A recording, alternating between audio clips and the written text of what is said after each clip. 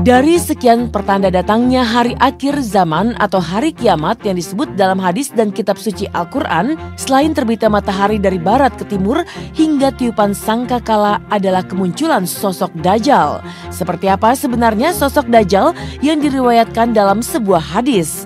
Benarkah Dajjal akan binasa oleh Imam Mahdi dan Nabi Isa yang diturunkan untuk menghancurkan Dajjal? Berikut ulasannya dalam segmen Silet Spektakuler.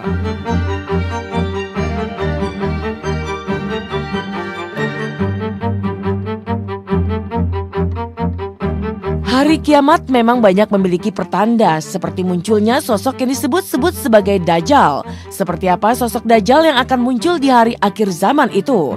Apakah Dajjal memiliki ukuran raksasa dan bermata 3? Inilah penjelasan Ustadz Riza berikut ini. Beberapa hadis telah meriwayatkan bahwasanya Dajjal adalah seseorang, jadi bukan raksasa, bukan juga makhluk yang aneh, tapi seseorang yang karakternya, wujudnya adalah manusia.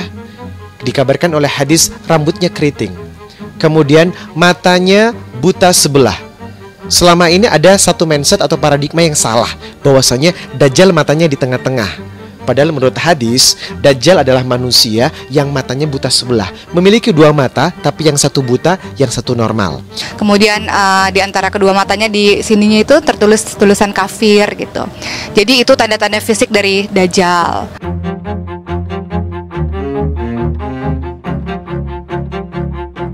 Kedatangan Dajjal yang diriwayatkan dalam hadis bukan seperti raksasa, tapi berambut keriting dan memiliki mata buta sebelah, bukan saja mengalirkan rasa takut, tapi juga membuat kerusakan hebat di muka bumi. Kerusakan bukan saja secara fisik, tapi sudah mulai merasuki batin serta spiritualitas umat manusia. Ketika Dajjal diciptakan, itu adalah simbol sebagai tanda-tanda akhir zaman. Hadis ini sudah diriwayatkan Nabi. Jadi Nabi sudah pernah memberikan sebuah riwayat. Jadi Nabi sudah memprediksikan bahwasanya tanda-tanda akhir zaman adalah kemunculannya Dajjal. Dajjal itu adalah seorang pendusta, dikatakan dalam sebuah hadis seperti itu. Jadi banyak orang yang akhirnya terkagum-kagum dengan Dajjal karena Dajjal dikatakan bisa menghidupkan orang yang mati. Lantas benarkah sesungguhnya Dajjal sudah ada di muka bumi dan sedang dirantai besi di sebuah pulau? Benarkah pulau yang dimaksud adalah kawasan segitiga Bermuda yang dikabarkan angker? Entahlah. Tapi yang pasti kemunculan Dajjal yang niscaya memang sudah lama diingatkan oleh Nabi besar Muhammad SAW.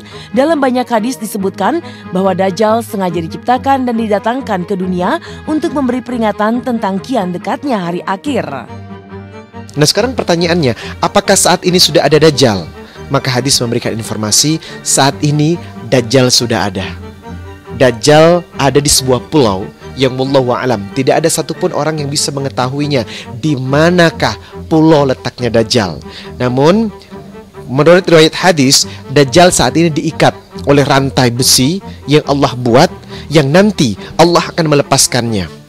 Ketika Dajjal itu lepas dari satu pulau, kemudian ia hadir di dunia, maka keberadaan Dajjal mengaku dirinya sebagai Tuhan. Ada orang yang mencoba mencari sebuah justification, pembenaran bahwasanya Dajjal saat ini sudah ada di segitiga Bermuda. Benarkah itu? Sekali lagi, wallahu a'lam. Tentu saya sangat meyakini akan munculnya Dajjal nanti. Makanya kalau setiap doa kan, hindarilah aku dari fitnah Dajjal ya Allah. Hindarilah aku dari fitnah dunia akhirat. Hindarilah aku dari siksa kubur, fitnah kubur. Hindari dari fitnah Dajjal. Kenapa saya dan semua muslim berdoa seperti itu? Karena pasti mereka yakin bahwa Dajjal itu akan ada.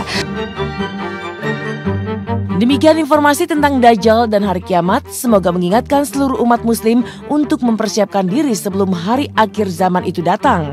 Nah pemirsa, jangan lewatkan informasi menarik lainnya dalam Silet Spektakuler selanjutnya.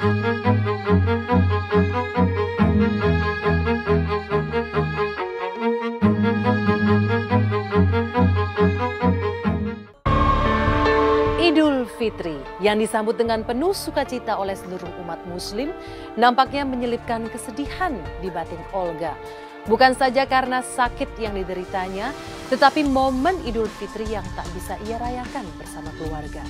Semoga di balik kesedihan Olga akan ada sinar kebahagiaan lain yang nantinya dirasakan Olga. Dan semoga pula Kisah sosok Dajjal semakin menebalkan iman setiap umat muslim akan datangnya hari akhir zaman. Laga persahabatan, ini kebanggaan merah putih, siap menantang di Ascars. Saksikan International Friendly Match Indonesia versus Filipina live Rabu 14 Agustus jam 8:15 malam.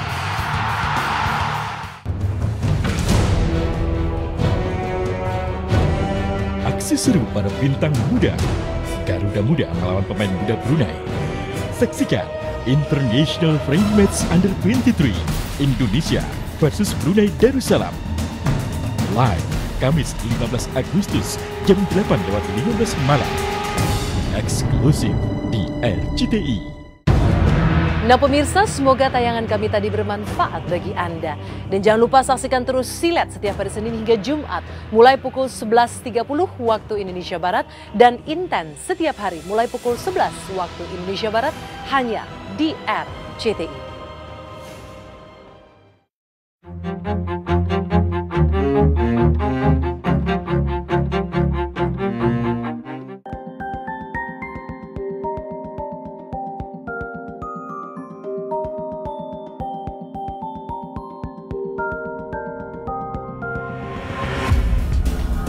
Kilauan mutiara-mutiara Indonesia mulai menyinari dunia.